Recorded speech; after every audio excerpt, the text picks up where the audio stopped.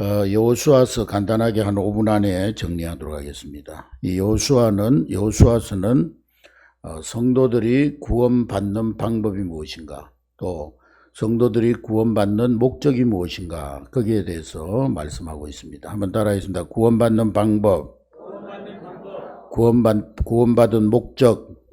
네. 출애굽은 모세에 의해서 이스라엘 백성들이 애굽에서 출애굽을 했습니다. 모세는 율법을 상징하는 것이죠. 그래서 우리 구원의 출발은 율법으로 말미암아 우리가 죄인됨을 깨닫는 데부터 시작이 됩니다. 그래서 모세를 통해서 이스라엘 백성들이 마귀의 종되었던 자리, 또 세상의 종되었던 바로의 종되었던 자리에서 구원함을 얻었습니다. 우리는 율법으로 말미암아 죄를 깨달아야만 구원이 출발되는 줄로 믿습니다. 자, 모세는 율법의 대표자로서 율법으로 죄를 깨달음으로써 이제 구원이 출발이 되었는데 애굽에서 출발되어져 나왔습니다. 이제 이 애굽에서 출애굽한 이스라엘 백성들은 출애굽이 목적이 아니고 목적은 어디예요? 어디로 가는 게 목적입니까? 가나안 땅. 그래서 이 출애굽은 출애굽한 후에 광야의 생활은 할 수 있으면 빨리 끝내고 가나안 땅으로 들어가야 됩니다. 그런데 이스라엘 백성들이 그 40년 동안 뭐 했느냐? 원망하고 불평하고 당지어서 싸우고 하나님의 은혜를 망각하고 금송아지 만들어서 우상 섬기고 그렇게 함으로 말미암아서 걸어서도 보름이면 들어갈 수 있는 이 광야길을 몇 년 걸렸어요? 40년 걸렸습니다. 여러분, 구원받았으면은 구원받는 즉시 하나님의 은혜 안에 거하고 이제는 율법적인 그러한 신앙의 자세를 버리고 복음 안에 들어오고 예수 그리스도로 말미암아 가나안의 축복을 누리는 저희들 여러분 될 수 있기를 주님의 이름으로 축복합니다.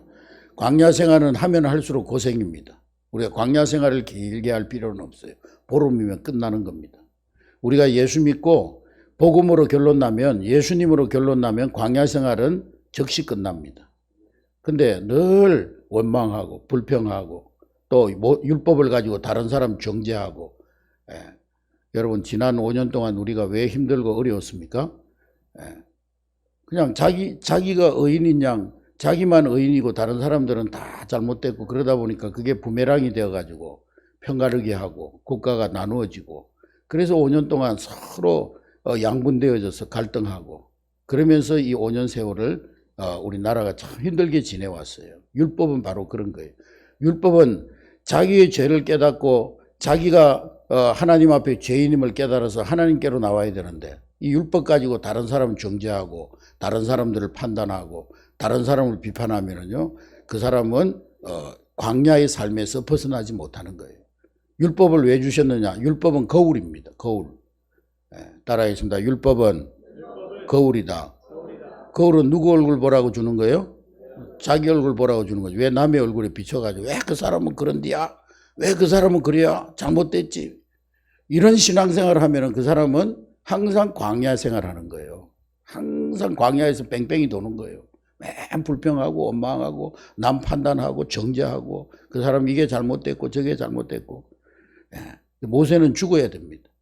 모세가 죽고 나니까 새로운 지도자 누가 세워졌어요? 여호수아. 여호수아는 예수 그리스도를 상징하는 인물입니다. 그 이름이 예수예요. 예수. 여호수아. 여러분들은 이제 율법으로 죄를 깨닫고 구원받았으니 예수로, 이제 예수 안에 거함으로 예수 안에 있는 은혜와 축복을, 가나안을 누리는 여러분 될 수 있기를 주의 이름으로 축복합니다. 가나안 땅은 어떻게 들어가느냐? 여호수아가 지도자가 되어야 되는 거예요. 예수 그리스도로 말미암아 우리는 가나안의 축복을 누릴 수가 있는 거예요. 모세 안에 머물러 있으면은 항상 율법적인 신앙에서 벗어나지 못하고 구원은 받았지만은 여전히 살아가는 삶의 모습은 불신자하고 똑같이 원망하고 불평하고 그런 삶을 살지만은, 이제는 우리의 구원의 지도자 예수 그리스도로 살아갈 때 우리는 가나안의 축복을 누리게 될 줄로 믿습니다. 그래서 이 가나안 입성의 지도자는 여호수아인데, 여호수아는 예수 그리스도를 상징하는데, 우리가 어떻게 가나안 땅에 들어가느냐, 그것을 오늘 여호수아서에서 말씀하고 있는데, 여호수아가 우리의 지도자가 되어야 된다는 거예요. 아멘. 자, 가나안 땅에 들어가서도 계속 어떤 집이 구원받았어요? 어떤 집이 구원받았어요? 여리고성에서. 라합의 가정이 라합이 뭐 하는 사람이었어요? 기생이에요, 기생. 기생이 뭐 하는 사람이에요? 착한 일 하는 사람이요? 기생은 남자들 호려가지고, 술 팔아먹고 몸 팔고 그렇게 해가지고 살아가는. 그래서 예수님 당시에도 세리와 창기라고 그랬잖아요. 세리와 창기. 제일 지저분한 인간 쓰레기를 말할 때 세리와 창기라고 하는데 그 기생이 어떻게 구원받았어요? 라합의 집에 무엇을 떨어뜨렸어요? 붉은 띠를 떨어뜨릴 때 그 띠를 보고 그 라합의 집안에 있는 모든 사람들은 다 구원받았어요. 할렐루야. 라합의 집안에 착한 사람만 있었을까? 아마 그 안에는 성격 더러운 놈도 있었을 테고 이상한 놈도 있을 테고. 근데 하여간 붉은 끈 매달린 라합의 가정에 있기만 하면 구원받았어요. 이 붉은 끈은 뭘 상징하는 거예요? 예수의 보혈을 상징하는 거예요. 예수의 보혈 안에 있으면 구원받는 거예요. 우리의 자격이나 우리의 어떠함이나 우리의 수준에 관계없이 우리가 예수 보혈 안에 있으면 구원받는 하나님의 자녀가 되는 줄로 믿습니다.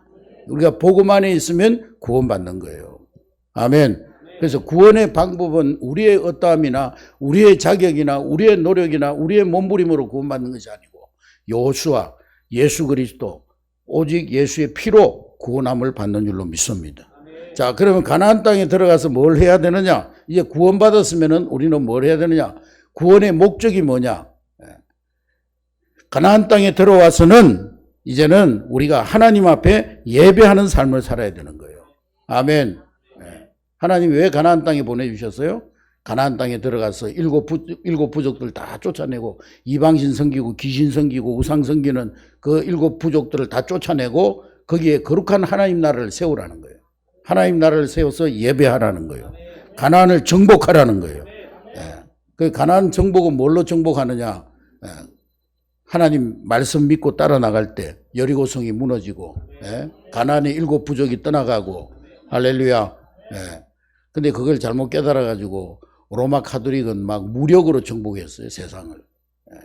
그러니까 결국에는 그 로마 카톨릭이요 하나님 뜻을 이루지 못하고 하나님께 버림받는 거죠. 우리는 복음으로 가나안을 정복해야 될 줄로 믿습니다. 할렐루야.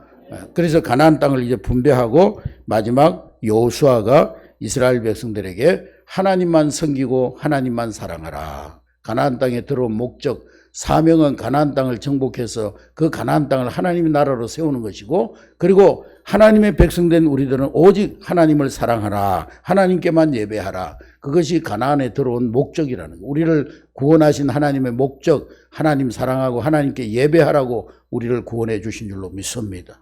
또 우리가 받은 복음으로 세상을 정복하라고 우리를 구원해 주신 줄로 믿습니다. 아멘. 자, 그래서 여호수아 1장 1절부터 5장 12절까지는 가나안 입성에 관한 얘기가 나오고, 5장 13절부터 12장 24절까지는 가나안 땅을 어떻게 정복해 나가고 있는지 가나안 정복의 과정을 말해주고 있고, 여호수아 13장 1절부터 21장 45절까지는 그 정복한 땅을 어떻게 분배하는가, 가나안 땅 분배에 대해서 말씀하고 있고, 여호수아 22장 1절부터 24장 33절까지는 여호수아가 이스라엘 백성들에게 마지막 남긴 유언의 말씀, 그것이 기록되어져 있는 것입니다. 할렐루야. 그래서 여러분들 여호수아를 읽을 때 여호수아가 참 전쟁을 잘했구나 그렇게 읽지 말고, 내가 어떻게 구원받는가, 또 구원받은 나의 삶을 어떻게 살아야 되는가, 그것을 늘 염두에 두고 여호수아를 읽음으로써 여호수아를 통해서 구원받은 목적, 또 구원받는 방법, 이것을 깨달을 수 있는 여러분 될 수 있기를 주의 이름으로 축복합니다.